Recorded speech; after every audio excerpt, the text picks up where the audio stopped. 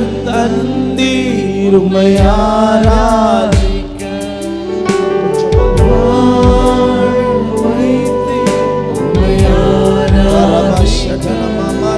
தோத்து போக வைக்கிற தெய்வம் அல்ல. உன்னை கரம் பிடிச்சதுக்கு எதுக்கு தெரியுமா? நீ உடைஞ்சு போறதல்ல, உனக்கு வருகிற உபத்திரவம் துன்பம் உன்னை உடைக்கிறதல்ல, ஊன்ற கட்ட வந்திருக்கிறது.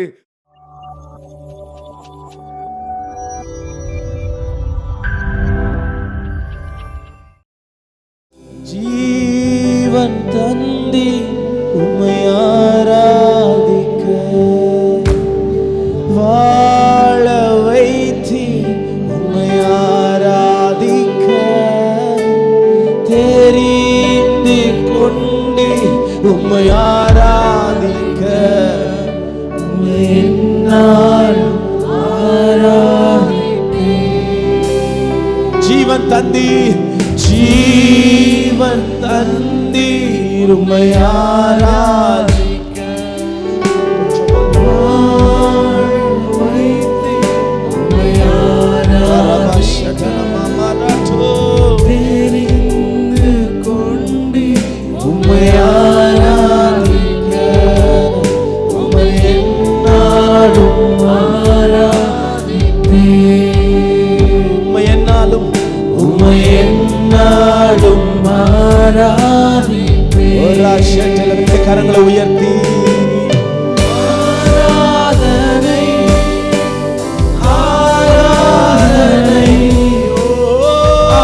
ஆராதனை ஓ நித்தியமானவரே ஆராதனை ஆராதனை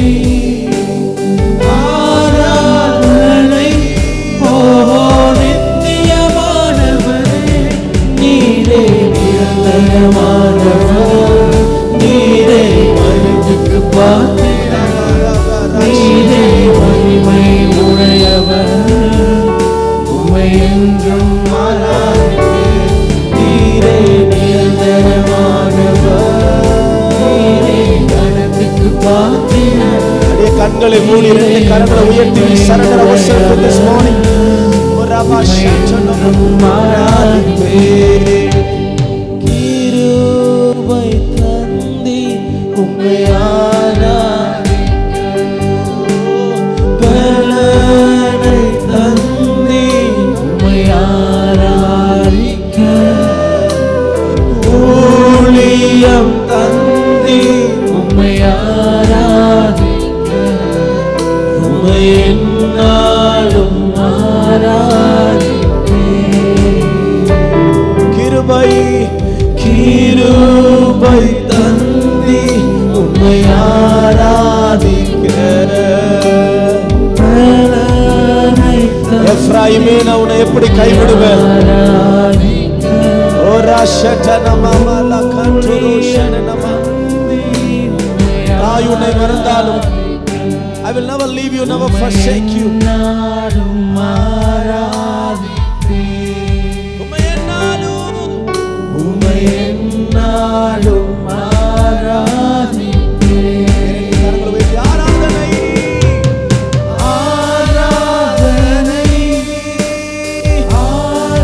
சூழ்நிலைகள் எனக்கு மாறாக இருந்தாலும், காலையுமே எனக்கு விரோதமாக எழுப்பினாலும், சுற்றி இருக்கிற எல்லா இடங்களும் கொந்தளித்தாலும்,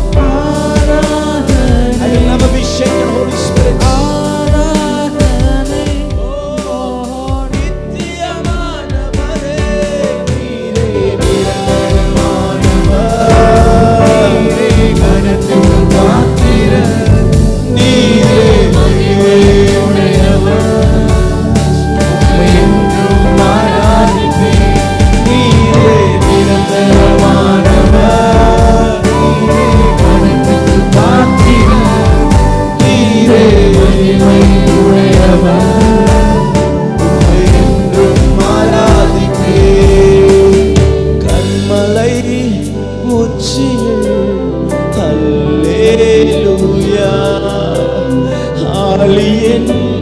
விழும்பிலும் ஹல்லேலூயா.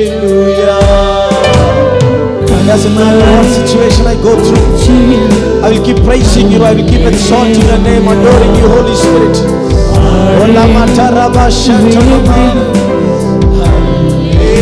Hallelujah.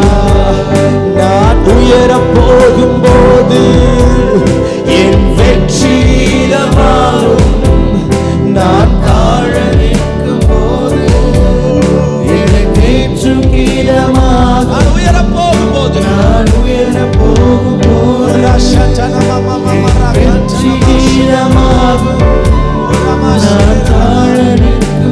அப்பேற்பட்ட விசுவாசத்தை எங்களுக்கு கொடுக்கிறதுக்காக நன்றி. சபையாரே 2 கரங்களை உயர்த்தி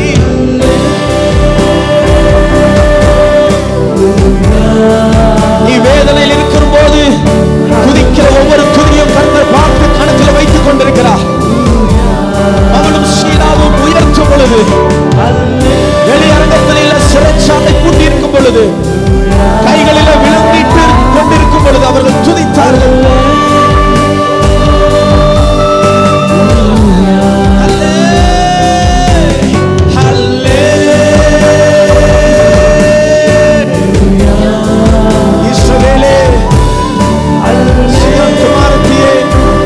கம்பீரித்து பாடு.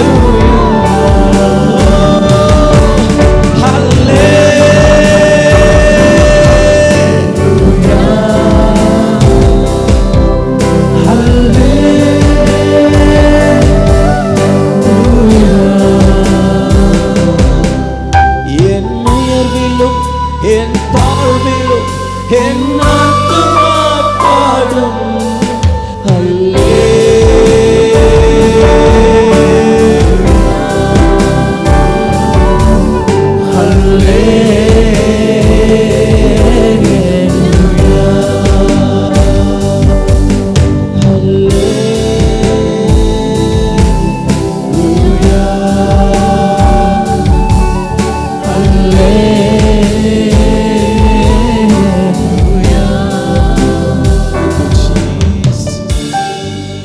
விழுந்து போன தாவீதின் கூடாரத்தை அவர் மறுபடியும் கட்டுகிற தெய்வம், அவர் மறுபடியும் எழுப்புகிற தெய்வம்.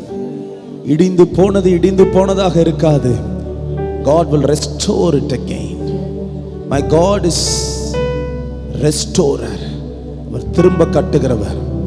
லாமா ஹப்ரா காட்டனமா ஷெடனனாரியாந்தனமா 2 கரங்களை உயர்த்தி ரூத்துடைய வாழ்க்கை இடிந்து போனது, எல்லாவற்றும் இழந்து போனாள் ரூத். யார் இந்த ரூத்? அவ எபிரேய பெண் அல்ல, அவ யூதருடைய குலத்தை சேர்ந்தவள் அல்ல இந்த ரூத். ஆனால் கர்த்தர் அவளோடு கூட இருந்தபடியினால் ஏற்ற நேரத்தில் ஏற்ற சமயத்தில் எந்த இடத்துல முடிவுன்னு மனிதர்கள் சொன்னார்களோ அதே இடத்துல ஒரு புதிய துவக்கத்தை அவளுடைய வாழ்க்கையில கர்த்தர் கட்டளையிட்டார். லாமா ஷேக்கரா டனமா மாமா ஷோட்டனமோ. எரேமியா சொல்லுகிறார், இனி இடிந்தது போல இருக்காது, நீங்க பாபிலோனியர்களே இருக்க மாட்டீங்க, மறுபடியும் உங்களை நான் கொண்டு வருவேன், மறுபடியும் நீங்க கட்டப்படுவீர்கள், அஸ்திபாரம் மறுபடியும் போடப்படும். லாபார் அது முன்னை போல இல்லை, இன்னும் விருத்தி அடைவீர்கள், வலதுபுறமும் இடதுபுறமும் இன்னும் விருத்தி அடைவீர்கள். லாமா ரகா டெரபா ஷண்டனமா. ஒரு புதிய கவனண்ட கர்த்தர் கொடுத்தார். Thank you Jesus. எங்களை மறுபடியும் நீங்க கட்டுகிறதுக்காக நன்றி. விழுந்து போன இடத்துல அதே இடத்துல கர்த்தர் கட்டுகிறவர். எந்த இடத்துல வெக்கப்பட்டீங்களோ அதே இடத்துல கர்த்தர் தலையை உயர்த்துகிற தெய்வம். 2 கரங்களை உயர்த்தி லாஷட்டனமா கொஞ்ச நேரம் அந்நிய பாஷைகளை பேசி லிமரானா ஹடல கேலமா டோ ரிபி ஷேலரா நம்ம ஹட கிராந்தோரோபோஷன். காலை நேரத்தில் உங்களுடைய நாவுகள் அந்நிய பாஷைகளை பேசட்டும். பரிசுத்த ஆவியானவரோடு கூட நீங்க பேசுங்க பார்க்கலாம். வசனம் சொல்லுகிறது, பரிசுத்த ஆவியானவர் அவர் ஆறுதலின் தெய்வம். He is a comforter.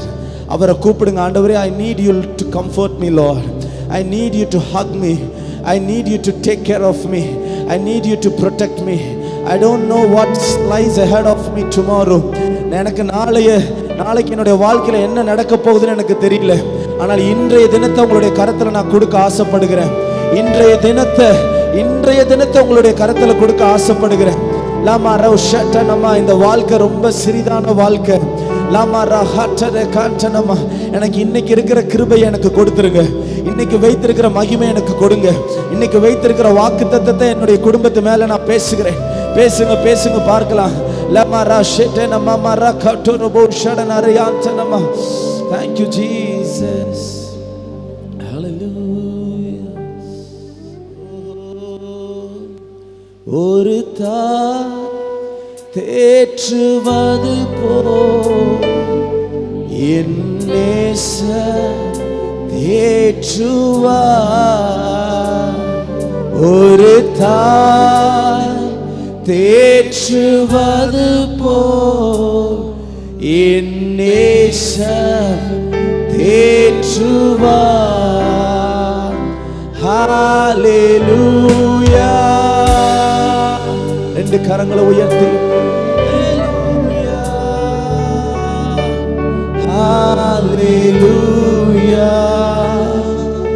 ஹalleluya. கரம் பிடித்து நடத்துவார். கண்மாலை மேல் நிறுத்துவார். கரம் பிடித்து நடத்துவார். கண்மாலை மேல் நிறுத்துவார். ஒரு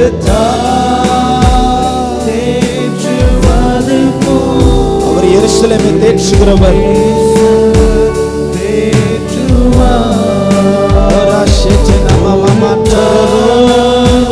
தேற்றுவது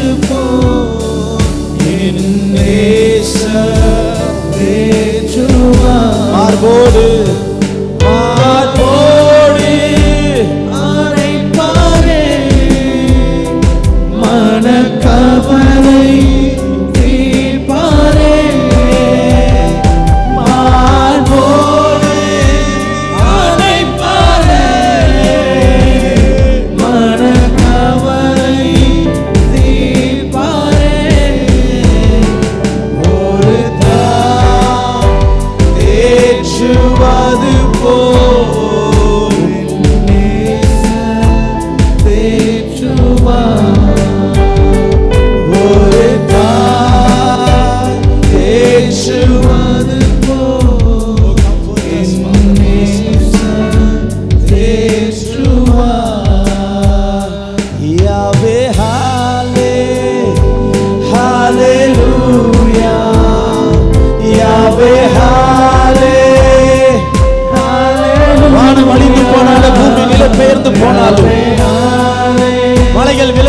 பர்வதங்கள் நிலை பெயர்ந்தாலும் உடைய கிருபை ஒரு நாளை எங்களை விட்டு விலகுவதில்லை.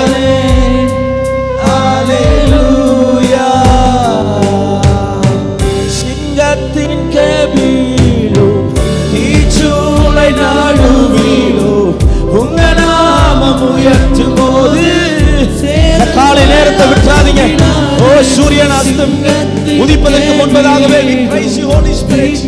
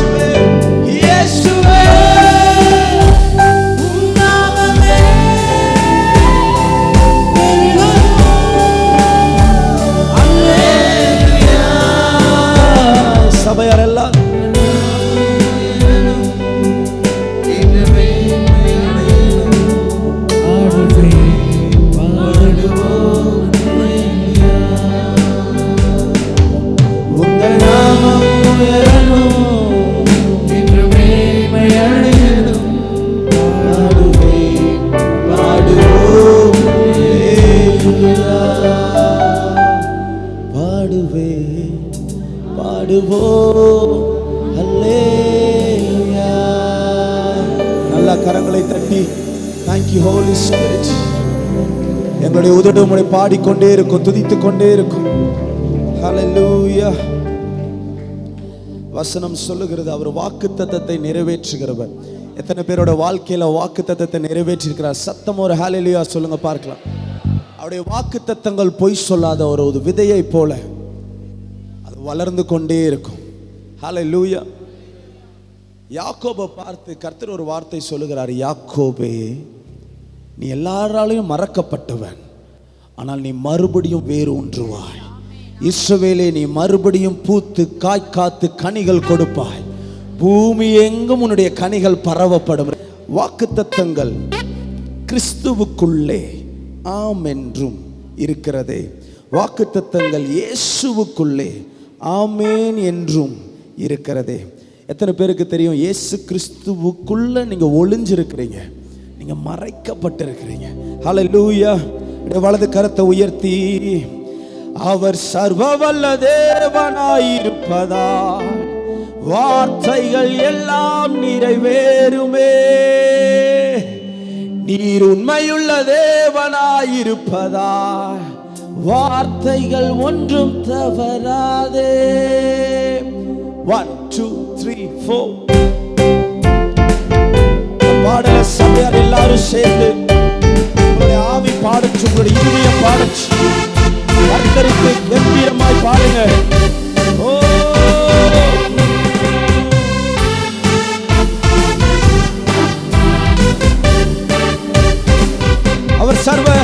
அவர் சர்வவல்ல தேவனாயிருப்பதால் வார்த்தைகள் எல்லாம் நிறைவேறுமே. அவர் உண்மையுள்ள தேவனாயிருப்பதால் வார்த்தைகள் ஒன்றும் தவறாதே. ஆமே ஆமே, அந்த கர்த்தங்கள் எல்லாம் ஆமே ஆமே ஆமே, சொன்னதெல்லாம் ஆமே ஆமே ஆமே, வாக்குத்தத்தங்கள் எல்லாம் ஆமே ஆமே ஆமே, இயேசு சொன்னதெல்லாம் ஆமே. கரங்களை தலைக்கு. அவருடைய வார்த்தையில ஜீவன் இருக்கிறது, அவருடைய வார்த்தையில பலன் இருக்கிறது, அவருடைய வார்த்தையில ரட்சிப்பு இருக்கிறது. செத்து போனதா சாராளின் கர்ப்பத்தை உயிர்ப்பித்ததே, அவர் சொன்ன வார்த்தையே. செத்து போனதா சாராளின் கர்ப்பத்தை உயிர்ப்பித்ததே, அவர் சொன்ன வார்த்தையே. குறிப்பிட்ட காலத்திலே அவர் வார்த்தை நிறைவேற்றே. குறிப்பிட்ட காலத்திலே வாழ்விலும் நிறைவேறுமே. குறிப்பிட்ட காலத்திலே, குறிப்பிட்ட காலத்திலே அவர் வார்த்தை நிறைவேற்றே. குறிப்பிட்ட காலத்திலே வாழ்விலும் நிறைவே. சபையார் எல்லாரும் சேர்ந்து ஆமே ஆமே ஆமே, வாக்குத்தத்தங்கள் எல்லாம் ஆமே. வாக்குத்தத்தத்தை பிடிக்கிறேன், வனாந்தரத்தில் நடந்தாலும் வாக்குத்தத்தத்தை பிடித்துக் கொண்டு நடங்க. ஆமே ஆமே. ஓ ராகா சாச்சா பாச்சால ராந்தோரு, வாக்குத்தத்தங்கள் எல்லாம் ஆமே ஆமே ஆமே, இயேசு சொன்னதெல்லாம் ஆமே. இடிக்கப்பட்ட யோசேப்பின் வாழ்வை கட்டுவித்ததே, அவர் சொன்ன வார்த்தையே. இடிக்கப்பட்ட யோசேப்பின் வாழ்வை கட்டுவித்ததே, அவர் சொன்ன வார்த்தையே. குறிப்பிட்ட காலத்திலே வார்த்தை நிறைவேற்றே. குறிப்பிட்ட காலத்திலே வாழ்விலும் நிறைவேறுமே. ஆமே ஆமே ஆமே, வாக்குத்தத்தங்கள் எல்லாம் ஆமே ஆமே ஆமே. We decree, we declare, every prophet and God shall come to pass. ஆமே ஆமே, வாக்குத்தத்தங்கள் எல்லாம் ஆமே ஆமே ஆமே, இயேசு சொன்னதெல்லாம் ஆமே. நீ சர்வவல்ல தேவனாயிருப்பதால் வார்த்தைகள் எல்லாம் நிறைவேறும். அவர் உண்மையுள்ள தேவனாயிருப்பதால் வார்த்தைகள் ஒன்றும் தவறாதே. வல்ல தேவனாய் இருப்பதா வார்த்தைகள் எல்லாம் இது சேரும். உண்மையுள்ள தேவனாய் இருப்பதா வார்த்தைகள் ஒன்றும் தவறாதே.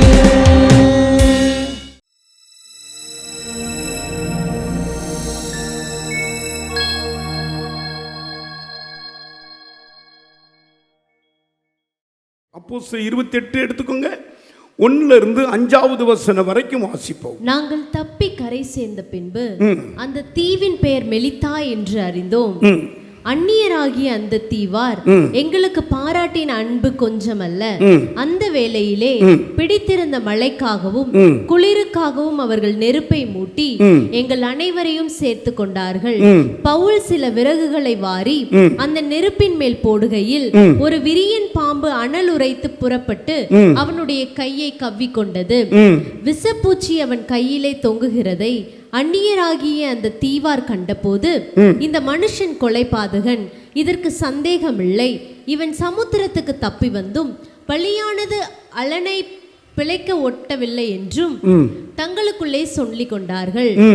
அவன் அந்த பூச்சியை தீயிலே உதறி போட்டு ஒரு தீங்கும் அடையாதிருந்தான். அவன் அந்த பூச்சியை தீயிலே உதறி போட்டு ஒரு தீங்கும் அறியாதிருந்தான். இந்த பகுதியிலே அப்போஸ்தலனாகிய பவுல் எருசலேமிலிருந்து ஆசியா பட்டணத்துக்கு கப்பல் பிரயாணம் பண்றார். இது 27வது அதிகாரத்தில் அப்போஸ்தலர் 27 ஆரம்பமாகுது. கவனிங்க, எல்லாரும் பிரசங்கத்தை கவனிங்க. இந்த பகுதி ஜெயித்த பகுதி. இந்த பகுதியில் உள்ள ஜெயம் எல்லாருக்கும் கர்த்தர் தருவதாக சொன்னார். சத்துரு தலை நசுக்கப்பட்ட பகுதி, சத்துரு அழிக்கப்பட்ட பகுதி, இயேசு ஜெயம் கொண்ட பகுதி. கையை உயர்த்தி அருமையானவர்களே, எருசலேமிலிருந்து இஸ்ரவேல் பட்டணத்திலிருந்து ஆசியா பட்டணத்திற்கு 30 நாள் பிரயாணம். கப்பலில் தான் அந்த நாட்களில் பிரயாணம் பண்ணுவாங்க. இந்த கப்பல் எருசலேமிலிருந்து புறப்படுது, ஆசியாவுக்கு புறப்படுது. கடல் வழியாக புறப்பட்டுக்கிட்டு இருக்கிறது. கப்பலில் 276 பேர் பிரயாணம் பண்ணுறாங்க. கப்பலில் 276 பேர் பிரயாணம் பண்ணுறாங்க. இந்த கப்பலில் கப்பல் மாலுமி இருக்கிறார். இந்த கப்பலில் சிறையின் கைதிகள் இருக்கிறாங்க, கூலிக்காரன் இருக்கிறான், வழிப்போக்கன் இருக்கிறான், ஐஸ்வர்யவான் இருக்கிறான், செல்வந்தன் இருக்கிறான், படித்தவன் இருக்கிறான், கலெக்டர் இருக்கிறாரு. 276 பேரும் எல்லாம் கலந்து இருக்காங்க. அப்படி சபையில் இருக்கிற மாதிரி இருக்காங்க. கப்பல் புறப்படுது, போய்கிட்டே இருக்கிறது. ஒரு நாள் நல்லா இருக்கு பிரயாணம், 2 நாள் நல்லா இருக்கு, 3வது நாள் நல்லா இருக்கு, 4வது நாள் 5-6 நாட்கள் போனோன்னே அந்த அந்த அந்த கப்பலில் யூரோக்ளின் என்கிற ஒரு கொடிய காற்று டப்புன்னு வந்து மோதிச்சு. யூரோக்ளின் என்கிற ஒரு கொடிய காற்று. கப்பல் போய்கிட்டு இருக்குது, கரை சேர்ந்துருவோம் அப்படின்னு தான் நினச்சாங்க. யூரோக்ளின் என்கிற காற்று இப்படி மோதின உடனே அவங்க எல்லாரும் மாலுமிலாம் ரொம்ப பயந்தாங்க. உடனே செத்து போவோங்கிற ஒரு பயம் வந்துருச்சு. எல்லாரும் கோதுமை எல்லாம் கடலில் போடுறாங்க, துணிமணியை என்னென்ன, அதாவது கப்பலை லகுவாக்குறாங்க, பொருட்கள் உடைமைகள் எல்லாம் லகுவாக்குறாங்க. சாப்பாட்டுக்கு ஒன்றும் இல்லை. 14 நாள் பட்டினி பசிமா இருக்கிறாங்க. அந்த பகுதி அப்படி சொல்லுது. நீங்கள் வீட்டில் போய் வாசித்து பாருங்க. சரி, விட்டதா? விடலை. ஒரு பக்கம் மழை, ஒரு பக்கம் புயல். கடைசியில் அந்த வசனம் சொல்லுது, 41வது வசனத்தில் கப்பல் உடஞ்சி போச்சு, சுக்குநூறு ஆயிட்டு. கவனிக்கிறீங்களா? உடஞ்ச உடனே நீந்தி பிழைக்கிறவங்கெல்லாம் உயிர் பிழைச்சா போதுன்னு சொல்லி அப்படி இப்படின்னு நீந்தி மெலித்தா தீவுன்னு ஒரு தீவுக்கு வந்துட்டாங்க, கரை சேர்ந்துட்டாங்க. மெலித்தா தீவுக்கு வந்தோடனே குளிர் ஓவர் பயங்கரம், மழை அப்போ தான் கொஞ்சம் நெண்டு வருது. இந்த குளிருக்கு இந்த மெலித்தா தீவு மக்கள் இவ்வளோ உபசரிக்கிறாங்க. வாங்க வாங்க, ஐயோ வாங்க, இப்படி ஆயிட்டா உங்கள் நிலைமை, உயிர் பிழைச்சிட்டிங்களே, வாங்க உங்களுக்கு நாங்கள் சாப்பாடு தரோம், உங்களுக்கு நாங்கள் துணி தரோம், வாங்க வாங்க டீ போட்டு தரோம், ஐயோ வாங்க வாங்கங்காங்க. இந்த நேரத்தில் குளிரிலிருந்து கொஞ்சம் விடுதலை பண்ணுறதுக்காக விரவை எடுத்து தீ போடுறாங்க. விரியன் பாம்பு டப்புன்னு பவுல் கையை அப்படி சுற்றிட்டு கவ்விட்டு உடனே சொன்னாங்க, அந்த தீவார் நல்லவங்க தான், உடனே பேர் வச்சுட்டாங்க. ஆகா, இவன் பொல்லாதவன் தான், சமுத்திரத்துக்கு தப்பி அவன் வந்தாலும் பாம்பானது அவனை விடலை அப்படின்னு சொல்லி அவங்க இப்போ செத்து போவான் பாரு அப்படின்னு நினச்சிக்கிட்டு இருக்கும்போது உதறிட்டார். உதறின உடனே அவங்க சொல்லாங்க, 6வது வசனம் வாசிங்க. கண்டு அவன் வீக்க கண்டு அல்லது அவன் சடிதியாய் விழுந்து சாவான் என்று அவர்கள் பார்த்து கொண்டிருக்கையில் நெடுநேரமாய் பார்த்து கொண்டிருந்தும் ஒரு சேதமும் அவனுக்கு வராததுனால வேறு சிந்தையாகி இவன் தேவன் என்று சொல்லிக் கொண்டார். எல்லாரும் கைகளை தட்டி அப்படித்தான் நம்ம எல்லாரும் சொல்லணும், இவன் தேவ பிள்ளை, இவன் பரிசுத்தமா நீதிமா, ஒரு சேதம் வரலன்னு சொல்ல வைப்பாருங்கிற கர்த்தர் நம்மள. என்ன நடந்தது? விஷம் கொண்ட ஒரு பாம்பு அப்படியே கவ்வுன உடனே சொன்னாங்க, இவன் சமுத்திரத்துக்கு தப்பி சாவானது இவனை விடலை. பார்த்தீங்களா, இவன் இப்ப செத்து போவான். இதான் உலகங்க. உலகம் இப்படித்தான், வாழ்ந்தாலும் இயேசு, தாழ்ந்தாலும் இயேசு. ஹல்லேலூயா, ஆமீன் சொல்லுங்க கையை உயர்த்தி. ஹல்லேலூயா. எங்க அம்மா அடிக்கடி சொல்லுவாங்க, குலைக்காத நாயும் இல்லை, குறை சொல்லாத வாயும் இல்லை, இது 2 இல்லாத ஊரும் இல்லம்பாங்க. எவ்வளவு உண்மை. இவன் பொழைச்சிட்ட உடனே ஆஹா தேவ மனுஷன் இவன் தான்ட்டாங்க. அதுக்கு முன்னால பலியானது இவனை உடலை. பார்த்தீங்களா, இவன் இப்ப நம்ம முன்னால செத்து போவோம். கவுனிங்க, சாகிறதுக்கு கத்தம்பளை வைக்கல. அங்க ஒரு பரிசுத்தவான் இருக்கிறார், அவர் பேரு பவுல். டக்குன்னு தன் விரியன் பாம்பை உதறி போட்டார். இன்றைக்கு நான் தலைப்பு போட்டிருக்கிறேன், பூச்சிய உதறி போடுங்க, ஜெயம் நமக்கு. கைகளை உயர்த்தி, ஜெயம் வேணுமா? அந்த பாம்பு கடிக்க விடல, கடிக்கிறதா, அதுக்குள்ள உதறி போட்டார், பிழைச்சுக்கிட்டார். கையை தட்டி கர்த்தரை மகிமைப்படுத்துங்க. கர்த்தருடைய மகளே, இன்னைக்கு வேதம் சொல்லுகிறது, இந்த பூமி எப்படி சாபமாச்சு, பூமி எப்படி சாபமாச்சு. ஏவாள் பாம்புக்கு இடம் கொடுத்துட்டா, ஆதாம் பாம்புக்கு இடம் கொடுத்துட்டான், பூமி சபிக்கப்பட்டுட்டு. அதனாலதான் பவுல் சொல்கிறார், 2 கொரிந்தியர் எழுதின புஸ்தகம் 11வது அதிகாரம் 3வது வசனத்தில், சர்ப்பமானது தந்திரத்தினால ஏவாளை வஞ்சித்தது போல உங்கள் மனமும் கிறிஸ்து விட்டு விலகுமோ, வஞ்சிக்கப்பட்டுமோ என்று பயந்திருக்குங்கிற. வாசிங்க டக்குனு.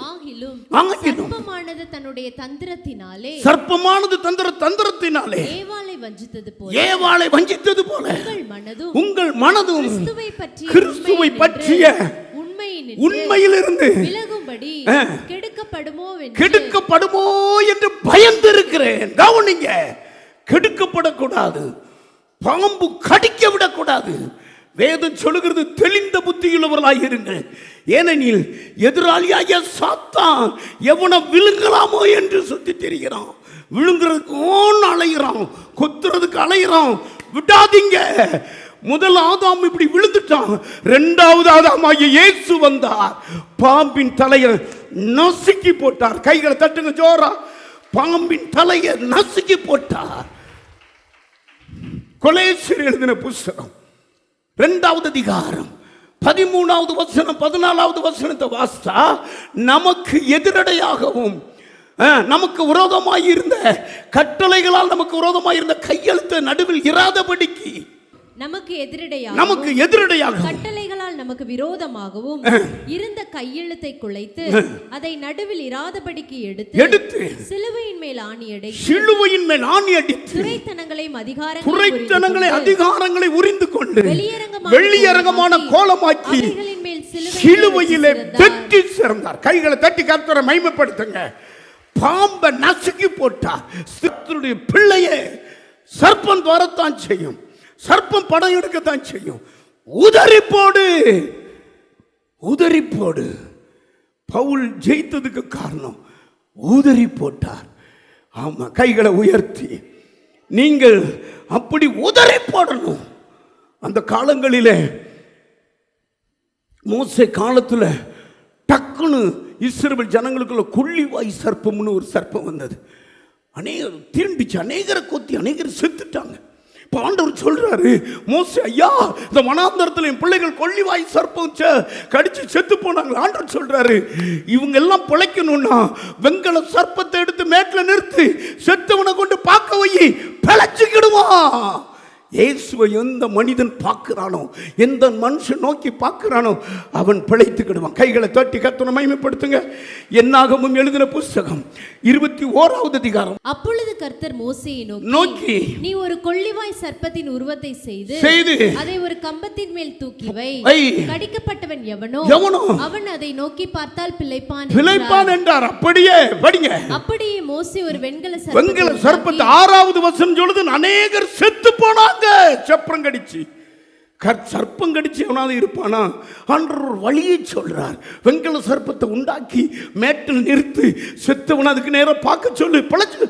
அப்படி அநேகர் படிச்சு முடிச்சிருமா?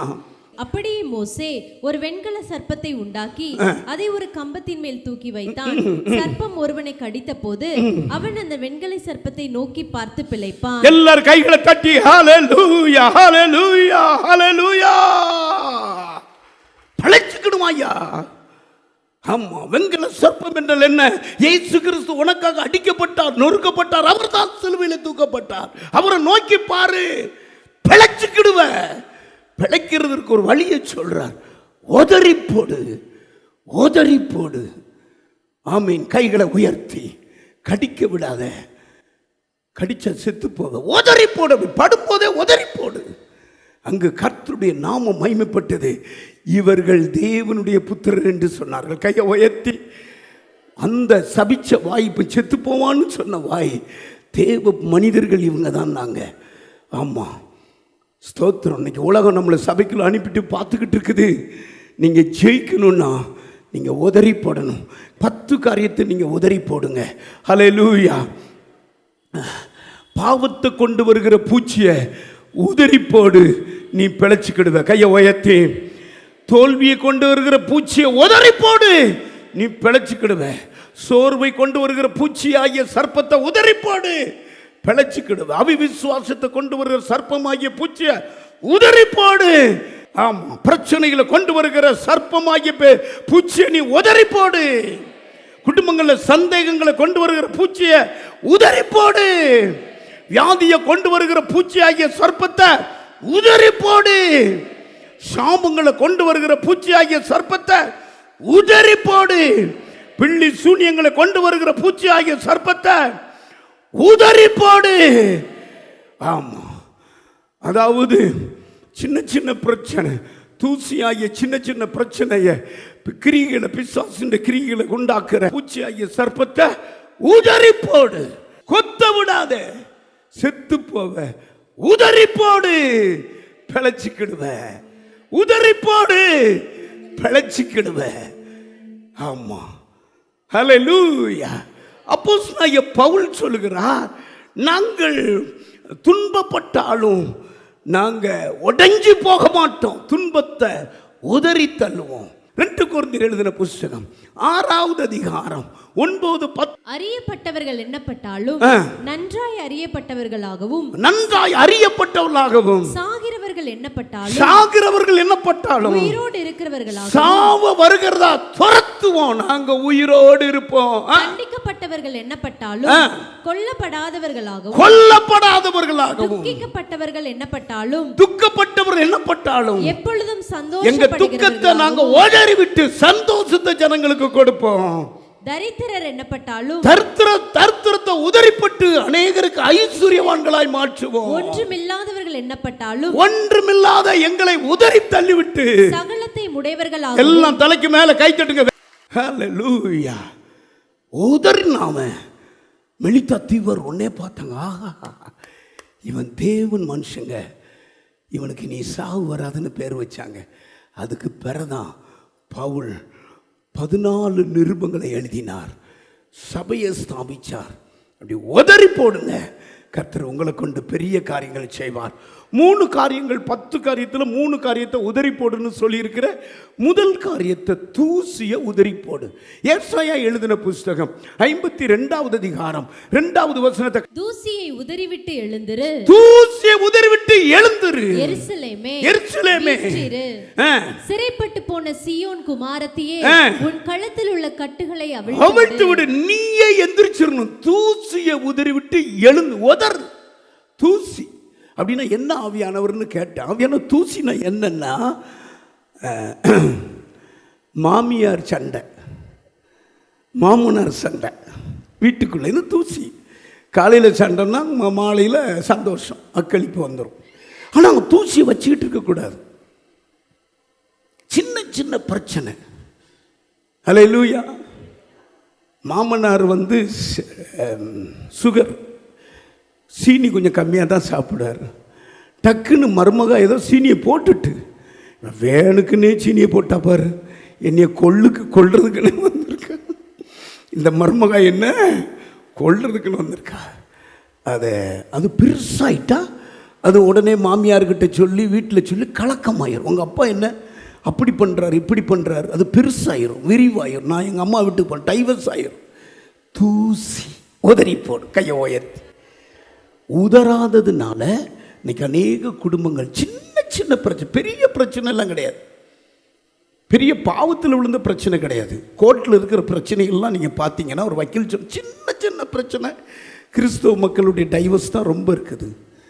ஆமாம், இதை உடனே அப்படி தூக்கி எரிஞ்சிடணும், உடனே ஒப்புரவாயிடணும், உடனே மன்னிப்பு கேட்டணும், உடனே அப்படியாம்மா உடனே. ஹல்லேலூயா. ஆமென். துன்பமா துயரமா அது தண்ணீர் பட்ட உடை போன்றதம்மா, காத்தடிச்சா காஞ்சு போய்விடும். கையை தட்டுங்க, அது தூக்கி போட்டுடணும். தூசி ஒரு பிள்ளைய கொன்னுட்டு அந்த பகுதியை நான் பார்க்கிறேன். அருமையானவர்களே, வேத புஸ்தகத்தில் சுனமியால் என்று ஒரு பெரிய ஐஸ்வர்யவாட்டி இருந்தான். அந்த நாட்களில் எலிசா ஊழியம் செய்யும்போது ஒரு மரத்தடியில் தான் படுத்திருப்பார். எலிசாவும் கேயாஸ். இவன் தன்னுடைய ஜன்னல் வழியாக பார்க்குறா, இவர் நம்ம வீட்டில் ஜோம் பண்ண பரிசுத்தவான் அல்லவா. தன் புருஷன் விவசாயி அவட்ட போய் சொல்கிறான், நம்ம வீட்டுக்கு ஜோம் பண்ணுறாருல, அவர் பரிசுத்தவான் என்று காண்கிறேன். அவருக்கு நம்ம வீட்டில் ஒரு மேல் வீடு கட்டி ஒரு கட்டில் போட்டு ஒரு நாற்காலி போட்டு ஒரு குத்து விளக்க வச்சு இவங்க ஊழியத்துக்கு வந்தால் எங்கள் வீட்டில் தங்குங்கன்னு சொல்லுவாங்க. அப்படி அதே மாதிரி அவன் புருஷன் சம்மதிச்சார், கட்டி கொடுத்துட்டார். புருஷன் ஆண்டவர் அறிஞ்ச மாதிரி தெரியல. அந்த பகுதி நீங்கள் படித்து பார்த்தா அதே மாதிரி தங்கினார். அவர் சொல்கிறார், இவ்வளவு கருசனையாக இவன் நம்மளை கவனிக்கிறாள், தன் வீட்டில் தங்க வச்சு உடனே டீ கொடுக்கா, சாப்பாடு கொடுக்கா, போத்திக்கிட போர்வை கொடுக்க, என்னப்பா இவன் கேயாஸ், இவளுக்கு ஏதோ ஒரு குறை மாதிரி தெரியுது. இவன்ட்டு கேட்குறேன், இல்லை நான் கர்த்தருடைய கிருபையினால் எல்லா செல்வமும் கர்த்தர் எனக்கு தந்திருக்கிறார். அப்போ குழந்தை இல்லைன்னு தெரிஞ்சோன்னா அடுத்த வருஷம் உனக்கு ஒரு குழந்தையை தருவாங்கிறார். இதே மாதிரி ஒரு ஆண் குழந்தையை பெற்றெடுத்தான். இந்த ஆண் குழந்தையை பெற்றெடுத்த உடனே பிள்ளைய 10 வயசு வரைக்கும் வளர்த்து அவருடைய புருஷன் வயல்வெளியில் இருக்கிறார். அறுக்கிற நேரத்தில் புருஷங்கிட்ட பிள்ளைய கொண்டு விட்டுட்டா அந்த தூசி உள்ள போய் பிள்ளை செத்து போச்சு. போய் எல்லாம் அறுவடை எடுத்துக்கிட்டு இருக்கும்போது தூசி பிள்ளைக்கு டக்குன்னு தலைவலி வந்துட்டு. 2 ராஜாக்கள் 4வது அதிகாரம் 18வது வசனம் 19வது வசனம் வாசிமா. அந்த பிள்ளை வளர்ந்தான். ஒரு நாள் அவன் அறுப்பறுக்கிறவர்களிடத்தில், ஒரு நாள் விவசாயத்தில் அறுக்கிற இடத்துல தன் தகப்பன் அண்டைக்கு போயிருக்கும் போது தன் தகப்பனை பார்த்து என் தலை நோகிறது. பாருங்க, தூசி உள்ள போய் தலைக்கு வந்துட்டு, தூசி மூக்கு வழியா போய் வாயு வழியா போய் இங்க வந்துருச்சு. ஏன்னா வயல்ல அறுக்குறாங்க. தலன் உடனே அவர் சொல்லிட்டாரு, ஏய் ஒரு வேலைக்காரன் அம்மாட்ட கொண்டு விடு. அம்மா கிட்ட அடுத்த வருஷம் செத்து போச்சு. 19வது வருஷம் தன் தகப்பனை பார்த்து என் தலை நோகிறது என்றான். அப்பொழுது அவன் வேலைக்காரனிடத்தில், இவனை இவன் தாயின் இடத்தில் எடுத்துக்கொண்டு போய்விடு என்றான். அவனை எடுத்து அவன் தாயின் இடத்தில் கொண்டு போன போது அவன் மத்தியானம் மட்டும் அவள் மடியில் இருந்து செத்து போனான். கவனிக்கிறீங்களா? தாய் கொஞ்சம் வந்தவனும் மத்தியானம் வரைக்கும் சோத்திரம் செத்து போனான். இவளுக்கு உடனே ஒரு உணர்வு பாருங்க. இதான் ஆவியானவர் கொடுக்கிற உணர்வு.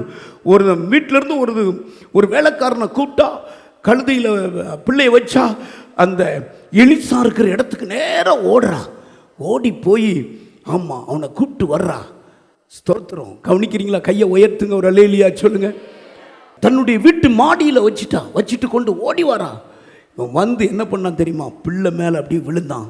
கண்ணுக்கு கண்ணு, வாய்க்கு வை வச்சு அப்படி போகும்போது வேதம் சொல்லு, பிள்ளை தும்மி உயிர் பிழைச்சான். 35வது வசனம் வாசிங்க. அவன் எழுந்து அறை வீட்டில் இங்கும் அங்கும் உலாவி, அறை வீட்டுக்குள் இங்கும் அங்கும் உலாவி, திரும்ப கிட்ட போய் அவன் மேல் குப்புறப்படுத்தான். அப்பொழுது அந்த பிள்ளை 7 தரம் தும்மி தன் கண்களை திறந்தான். எல்லாரும் கை தட்டுங்க. உடனே உயிர் பிழைச்சிட்டான். எந்த வழியா அந்த தூசி போச்சோ, எந்த வாயு வழியா அதெல்லாம் தும்மிட்டான். அதுக்கு பேர் தான் உதறிட்டான்னு அர்த்தம். கையை உதறணும், தூசியை உதறணும். உடனே ஜீவன் பெற்றுக்கொண்டான். கையை உயர்த்தி ஆமேன்னு சொல்லுங்க. எல்லாரும் கைகளை அசைச்சு. தூசிக்கு இடம் கொடுக்காங்க, வளர்ந்துரும். தூசிக்கு இடம் கொடுக்காங்க, அந்த சாபம் சின்னதானே, சின்ன வார்த்தை தானே அப்படின்னு உடனே அதை எடுத்து போடுங்க. அருமையானவர்களே, ஆண்டவராக இயேசு கிறிஸ்து ஊழியம் செய்யும்போது ஒரு காரியத்தை விரட்டினார். நல்லா கவனிங்க. அப்போ சொல்கிறார் பிரசங்கத்தில், இன்னும் ஒரு 3 நாளில் தான் நான் உங்களுக்காக கொலை செய்யப்பட்டு என்னைய நான் மரிப்பேன், அடக்கம் பண்ணப்படுவேன், ஆனால் 3ஆம் நாள் உயிர் தெழுவேன் அப்படின்லாம் பிரசங்கம் பண்ணுறார். பேதுரு கூட இருந்தவன் அவரை தனியாக அழைச்சிட்டு போய், ஆண்டவரே, போதகரே, உம்மை நான் ரொம்ப நேசிக்கிறேன், இது உமக்கு சம்பவிக்கக்கூடாது, நீர் பெரிய போதகர், ஏன் நீங்கள் கொலை செய்யப்படணும்? உடனே ஆண்டவர் என்ன பண்ணார் தெரியுமா? இது தேவ திட்டத்துக்கு வருகிறதமான போராட்டம். அப்பாலே போ சாத்தானே. யாரு? சொந்த சிநேகிதனே. ஆமாம், நெருங்கி வச்சிருக்கிற பேதுருவை பார்த்து எழுதின புஸ்தகம் 16வது அதிகாரம் 23வது வசனம் வாசிமா. அவரோ திரும்பி பேதுருவை பார்த்து எனக்கு பின்னாக போ சாத்தானே, எனக்கு இடரலாய் இருக்காத. கையை உயர்த்தி, பரலோக ராஜ்யத்துக்கு என் பிள்ளைகளை ஆதாயப்படுத்த, ரத்தம் சிந்த மரிக்க நான் தாராளமா இருக்கேன். நான் தாராள பிரபு. ஹல்லேலூயா. என் வாழ்க்கையில சத்துரு திட்டத்தை நீ கொண்டு வராத. அப்பால போ சாத்தானே. உதறணும் கர்த்தருடைய பிள்ளை. ஒரு இடி இடிச்சு சொல்லுங்க, உதறி போடுங்க. சாத்தானுடைய திட்டம் வீட்டுக்குள்ள வரக்கூடாது. உதறி போடுங்க. ஹல்லேலூயா. உதறி போடுங்க, ஜெயிச்சிருவீங்க. பவுல் அந்த விஷ பூச்சியை உதறி போட்டா. இப்போ வீக்கம் கண்டு செத்துருவான்னு சொன்ன உடனே, உயிர் பழைச்ச உடனே இவங்க தேவ மனுஷன்னு சொன்னாங்க. இன்னைக்கு யாவரும் உங்களுக்குள்ள வருகிற சஞ்சலம், தவிப்ப உதறி போடு தேவ பிள்ளையே, நீ ஜெயிச்சிருவ. 2வது, தோல்வியை உதறி போடு. அடுத்த நிமிஷம் கர்த்தர் உனக்கு ஜெயம் தர தூக்கி எடுக்க ரெடியா இருக்கிறார். யோசுவா எழுதின புஸ்தகம் 7வது அதிகாரம் 10வது வசனத்தை வாசிக்க கேட்போம். அப்பொழுது கர்த்தர் யோசுவாவை நோக்கி, எழுந்திரு, இப்படி முகங்குப்புற விழுந்து கிடக்கிறது, இப்படி நீ முகங்குப்புற விழுந்து கிடக்கிறது. நல்ல கவனிங்க. அருமையானவர்களே, ஆண்டவர் நமக்கு இஸ்ரவேல் தேசத்தை தரவேன்னாரு.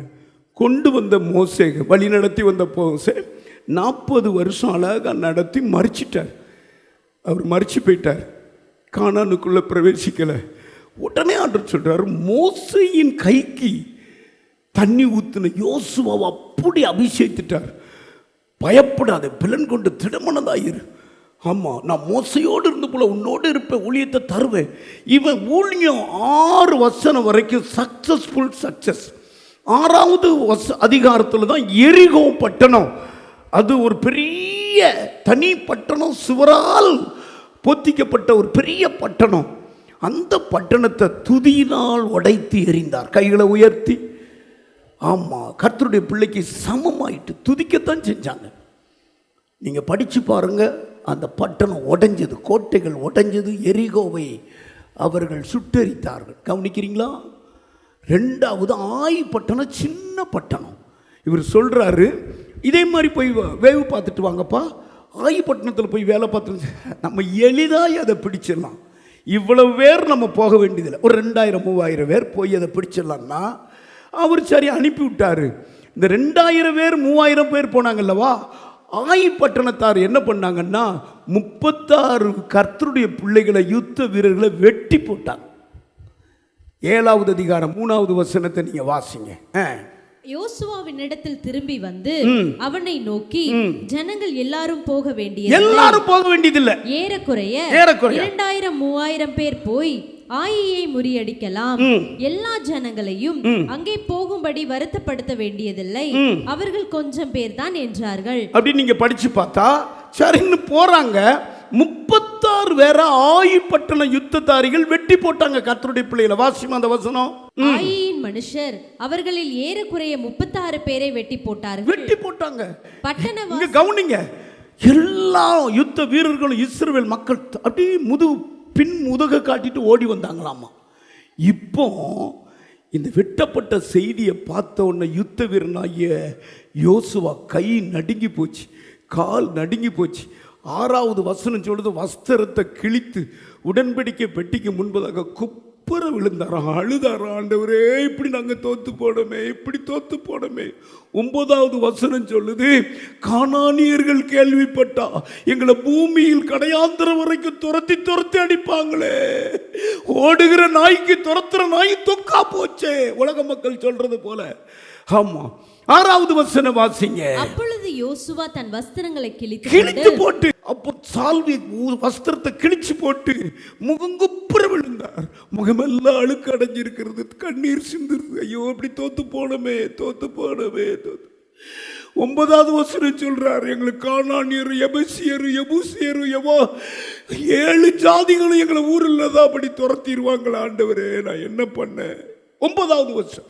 கானானியரும் தேசத்து குடிகள் யாவரும் இதை கேட்டு நாங்க தோத்து போன செய்தியை கேட்டு எங்களை வளைந்து கொண்டு எங்கள் பேரை பூமியில் இல்லாதபடிக்கு வேறற்று போக பண்ணுவார்களே, அப்பொழுது உமக்கு மகத்தான நாமத்துக்கு என்ன செய்வாப்பா? உங்க நாமத்தை நாங்க இப்படி நடக்கிற மாதிரியே கதற.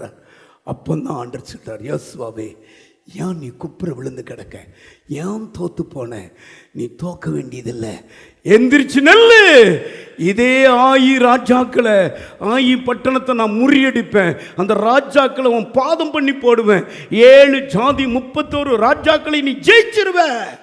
அப்படியே எந்திரிச்சு போறாரு. அப்படி கர்த்தர் ஜெயம் தந்துட்டார். கையை உயர்த்துங்க.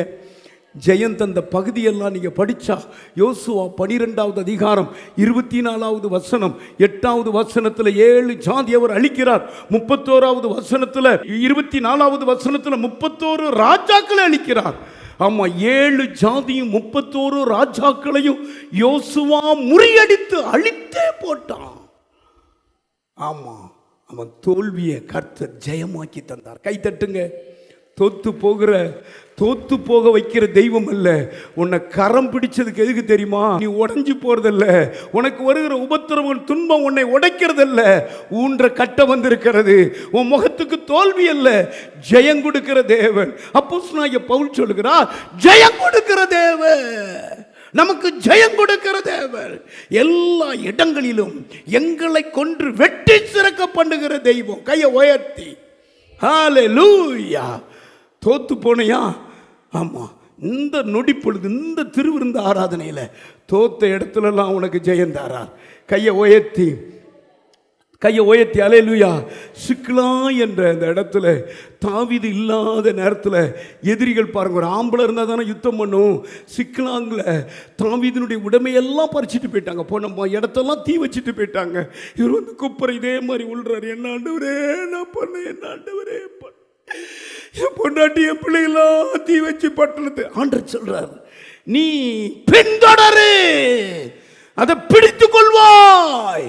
அப்படியே பின்தொடர்ந்து வேதம் சொல்லுகிறது, சிறிதாயிலும் பெரிதாயிலும் எல்லாவற்றையும் தாவீது மீட்டுக் கொண்டார். யோசுவா 7 ஜாதியை அழித்து 31 ராஜாக்களை அழித்து தேவன் நாமத்தை உறுதிப்படுத்தினார். என்ன அமைதியா இருக்கீங்க?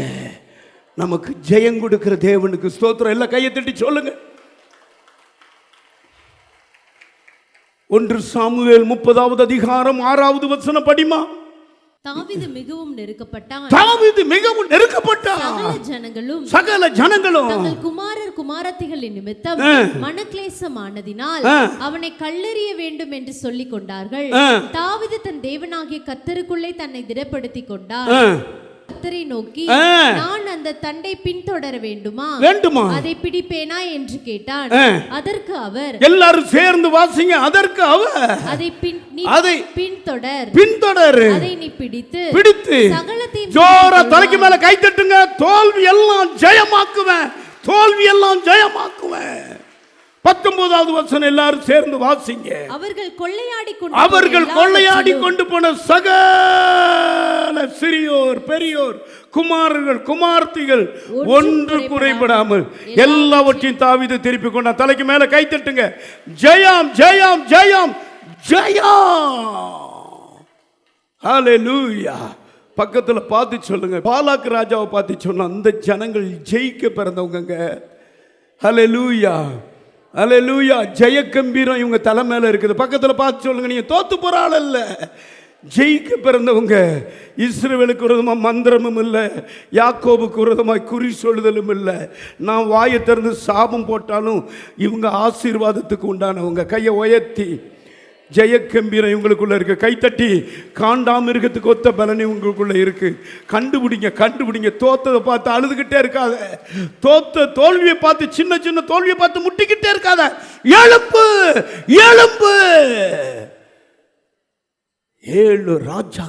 7 ஜாதி 31 ராஜாக்களையும் யோசுவா முறியடித்தான்.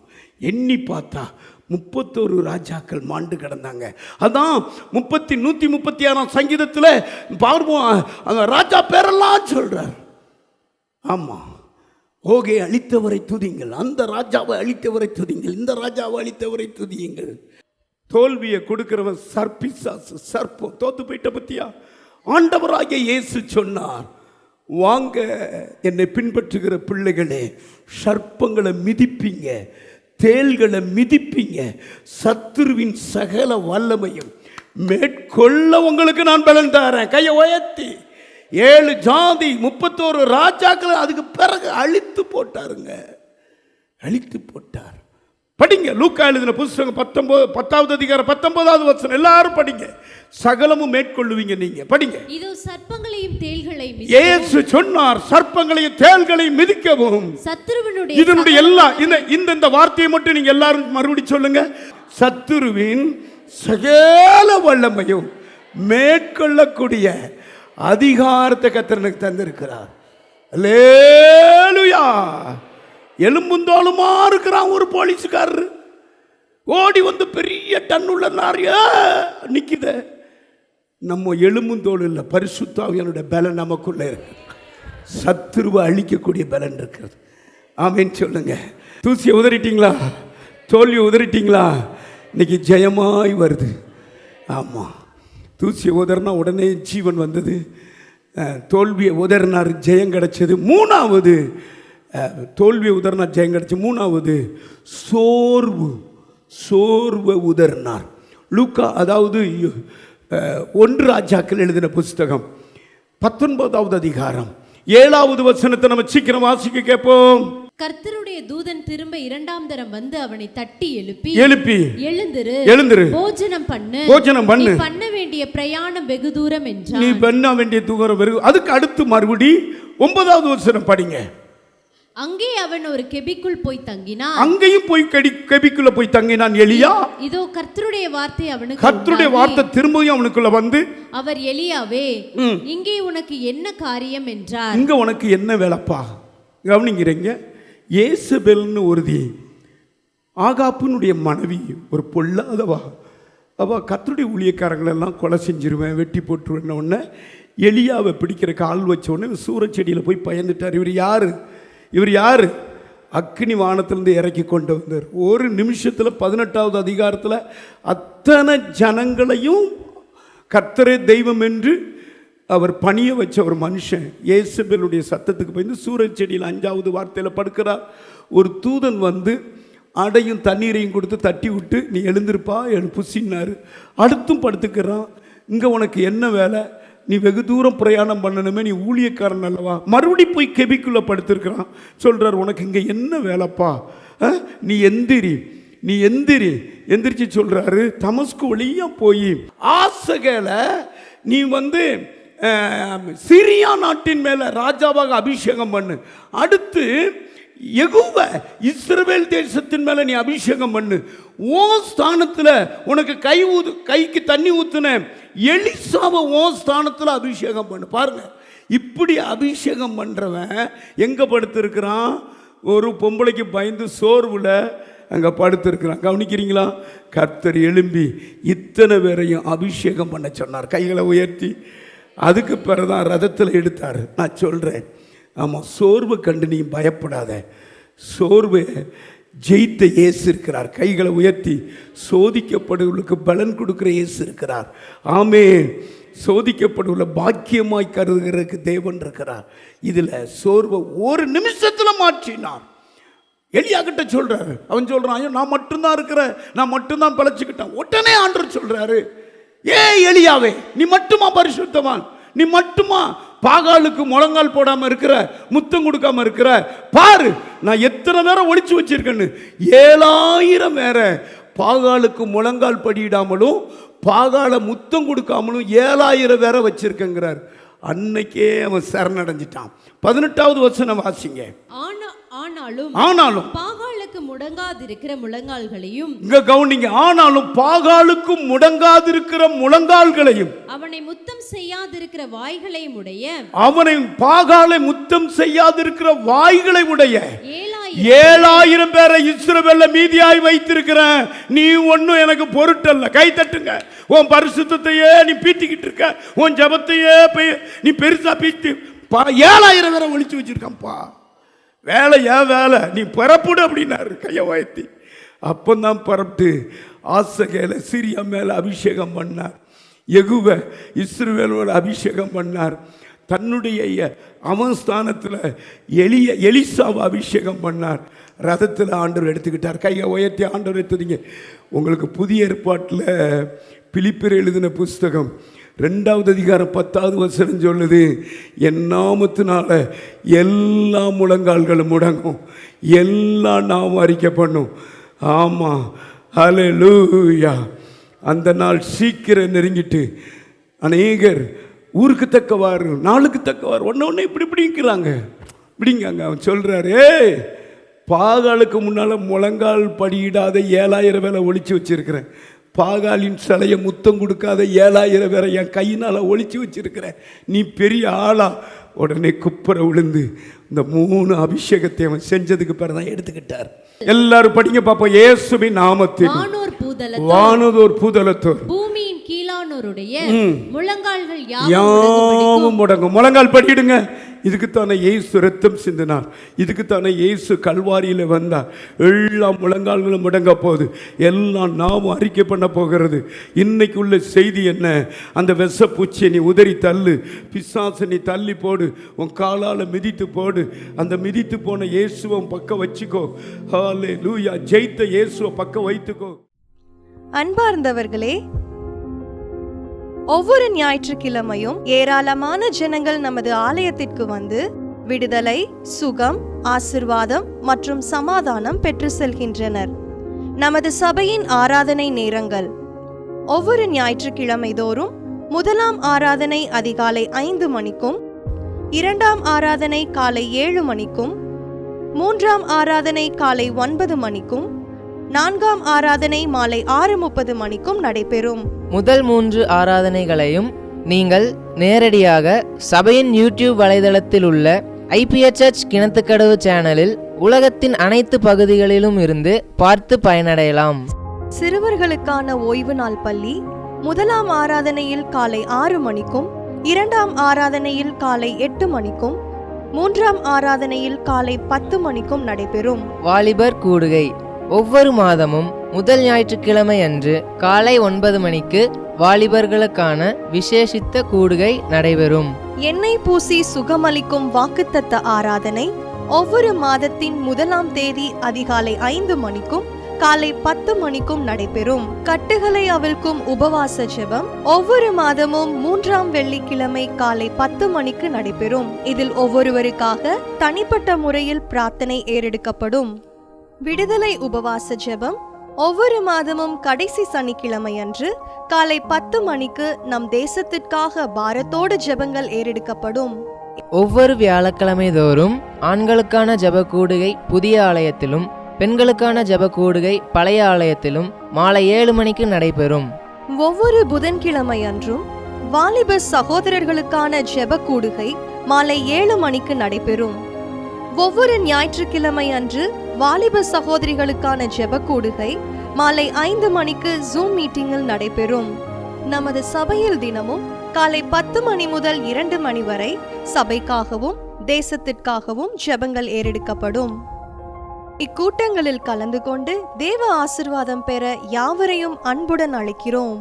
எங்களது முகவரி IPA ஜெப ஆலயம், சர்வம் தியேட்டர் பின்புறம், பொள்ளாச்சி மெயின் ரோட், கிணத்துக்கடவு, 642109. ஜெப உதவிக்கு 9443435618 9488873284.